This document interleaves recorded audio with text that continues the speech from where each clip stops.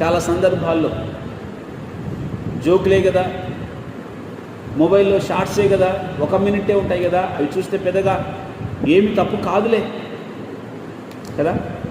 చాలాసార్లు మనకు అలాంటి ఆలోచనలు వచ్చి ఉంటాయి. గేమ్ ఆడితే తప్పేముందిలే మొబైల్ ఫోన్లో కదా, గేమ్ ఆడితే తప్పేముందిలే.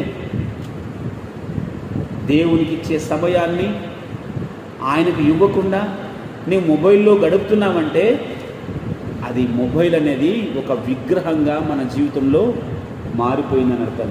అట్టి విగ్రహారాధికులకు దేవుని రాజ్యంలో స్థానం లేనే లేదు. ఆలోచించాలి ఒకసారి.